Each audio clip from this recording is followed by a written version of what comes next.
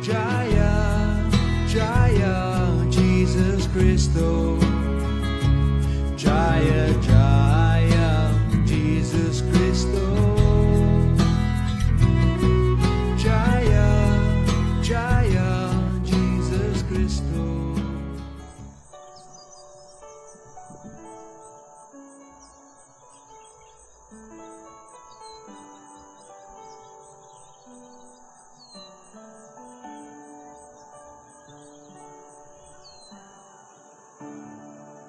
Jesus Christ.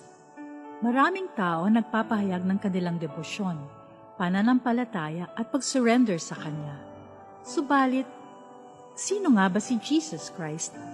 At sino ang tunay na Kristiyano? Ano ang kahulugan ng pag-surrender sa Kanya? At ano ang tunay na Kristyanismo? Ang kasagutan sa mga katanungang ito ay matatagpuan sa mensahe ni Jesus Christ.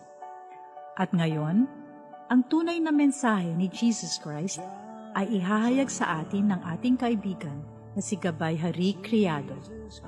Ang salitang Hari ay isang banal na pangalan or holy name ng Diyos Ama na may kahulugan na siya ang nag-aalis ng mga impediments or difficulties sa paglapit natin sa Kanya. At ang kahulugan ng salitang Criado ay tagapagsilbi o servant. Kaya ang ibig sabihin ng Hari Criado ay tagapagsilbi ni Panginoong Hari. Ngayon ay pakinggan natin si Gabay Hari Criado sa ating programang Gabay Hari. Magandang araw po sa inyo, Gabay Hari Criado. Meron po kaming mga katanungan. Ang akin po ay, meron po bang spiritual na halaga ang mga beauty pageants? Kung minsan po, parang meron mga nade-disappoint sa mga naging champion. Gusto po nila syempre ang kababayan po nila ang mananalo. Meron po bang matututuhan sa ganyan? Ang mga beauty contests ay paghahanap kung sino yung pinakamaganda. Merong matututunan dyan kung hahanapin natin ang pinaka-source ng beauty. Hindi lamang kung sino yung pinakamaganda sa oras na yon. Dahil alam naman natin na ang lahat dito sa material world ay temporary. So, kumbaga, itong panahon natin ngayon, kung nandirito pa ang naging champion sa beauty contest noong 1970, kung makita mo yung katawan niya ngayon, malamang baka nasa wheelchair na, kulubot na yung mukha, no, yung balat, no? So very temporary. Pero kung hahanapin natin yung pinaka-source ng beauty, or meron bang nag-i-exist na beauty na hindi temporary? Ayun, meron tayong matututunan dyan. Minsan, ako ay na-invite na maging guest speaker sa isang beauty contest. At ako'y nag-speak muna bago magsimula yung contest. So, ano ba yung kahalagahan ng mga beauty contest? Ang kasagutan dyan ay dapat ay hindi lamang doon sa particular event nakasentro ang ating atensyon. So, ang katanungan na meron bang matututunan dito, meron tayong matututunan kung hindi tayo titigil dyan na nakafocus sa contest na yan. Ibig sabihin, alamin din dapat natin ang pinaka-source ng beauty. Saan ba nanggagaling ang mga magagandang bagay, no?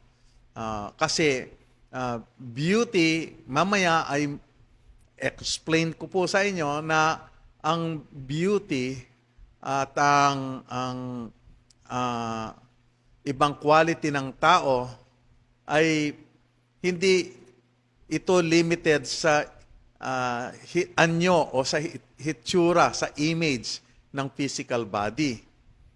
Kasi pwede rin natin sabihin na ang beauty ay yung nakaka-attract. So maraming mga qualities na nakaka-attract. Yung kindness is beautiful.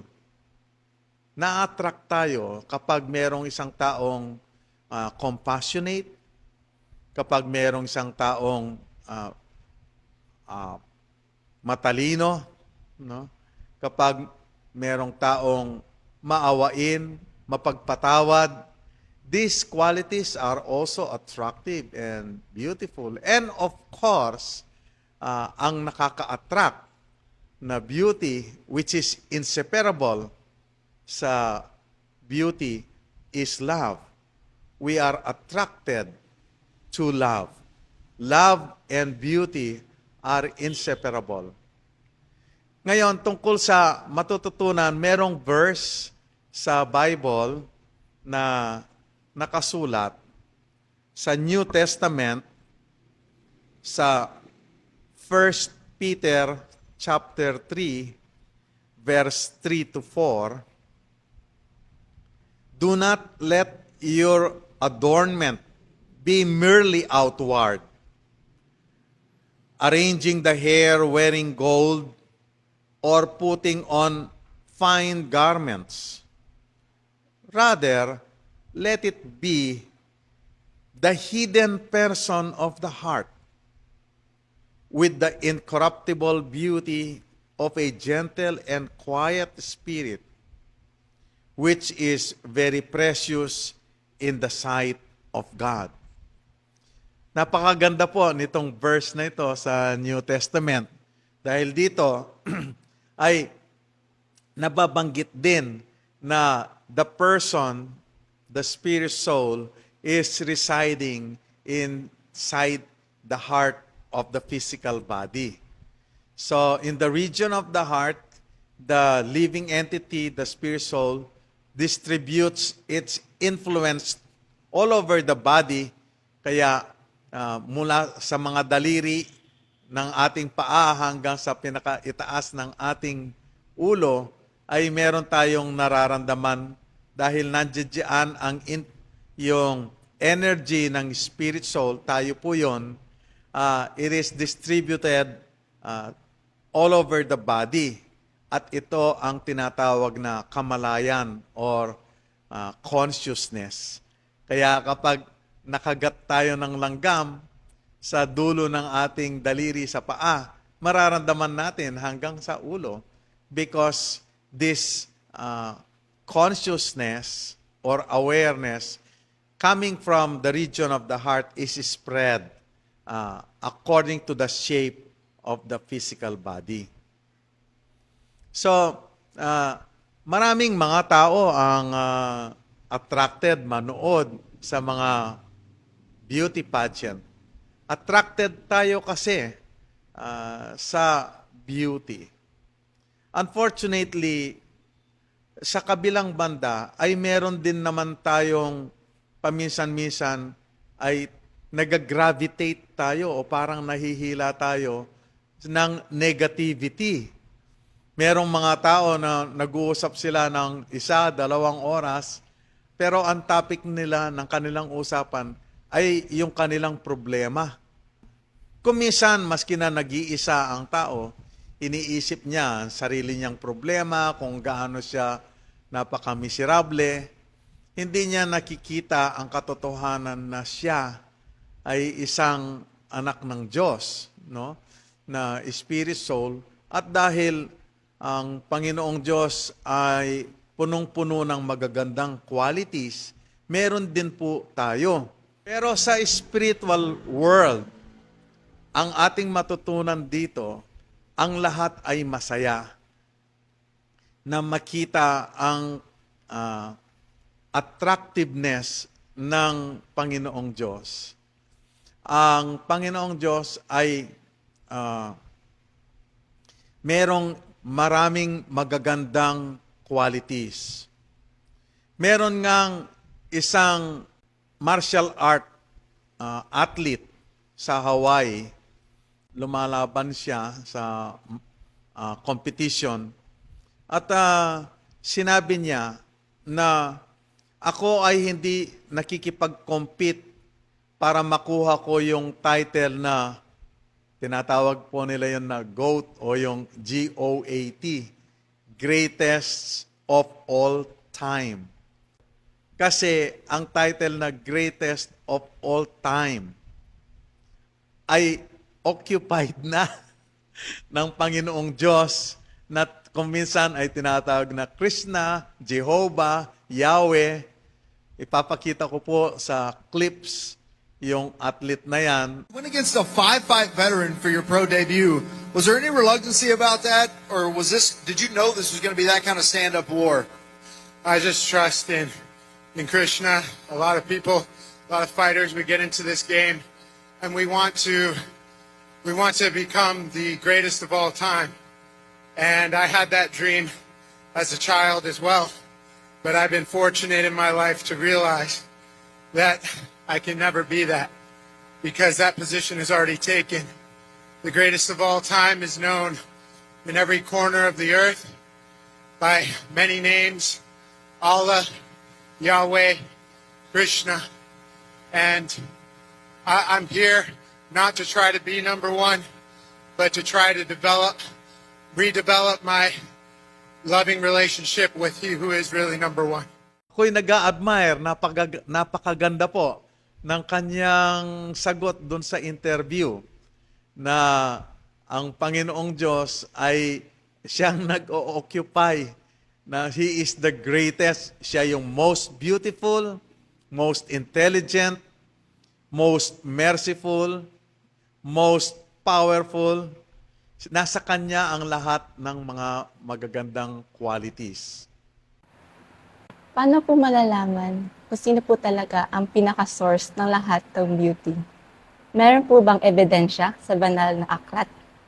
Sa Bible ay merong nakasulat at sa mga ibang mga holy books ay meron ding nakasulat. So, sa Book of Psalms ay merong nakasulat, "One thing I have asked the Lord, that will I seek after, that I may dwell in the house of the Lord all the day of my life, to gaze upon the beauty of the Lord and to inquire in His temple." So, dito sa verse na to, ang isang devotee ay hinahangad niya, he is desiring na sana siya ay tumira all day, every day, doon sa bahay ng Panginoon para he will gaze at matititigan niya, no? Siya ay makakaranas ng kaligayahan na makita ang beauty of the Lord. Makikita po yan sa Book of Psalms. So, ang Panginoong Diyos, dahil siya ang source ng beauty, siya yung pinaka maganda sa lahat. Tayo ay na-attract sa beauty ng sunset, o kaya may mga tanawin na mga bundok. At kung ang isang tao ay masyado ng disturbed doon sa kanyang material condition, marami siyang problema, ay maganda po na sila ay makapunta sa lugar na may magandang tanawin at sila ay makaka-experience ng relief. Sinasabi nga na ang magsasaka sa maghapon niyang trabaho sa bukid, kadalasan sa kanilang bahay or kubo ay merong mga upuan doon o papag, no? Na pagdating ng pagkanyang pahinga sa gabi, siya ay mahihiga at kapag nakita niya ang full moon, ay parang ang maghapong pagtatrabaho niya sa bukid ay napapawi ang kanyang kapaguran. So, maganda pong tanawin ang full moon. Kung pagsamasamahan natin ang lahat ng magandang sunset, magandang full moon, magandang tanawin mga kabundukan, mga cute na mga bata, or even teenagers, yung matatalinong tao, yung mga people who possess so much kindness, lahat yan ay magaganda. Kapag pagsamasamahin po natin ang lahat ng beauty na nakikita natin dito at i-multiply natin infinitely, still it will pale in comparison sa beauty of the Supreme Lord. Kaya nga tinatawag siyang all-attractive dahil nasa Kanya ang lahat ng attractive qualities. The Supreme Lord is the source of all beauty. At ang Kanyang pangalan ay katulad din, walang pinagkaiba sa Kanyang personality. In fact, ang holy names of the Lord are the most beautiful sound that we can hear, that even the Lord Himself is attracted to hear His transcendental names. So, kung gusto nating mapawi ang ating anxiety, ang ating takot, ang ating difficulties, mag-take shelter tayo, mag-focus po tayo dun sa beautiful holy names of the Lord.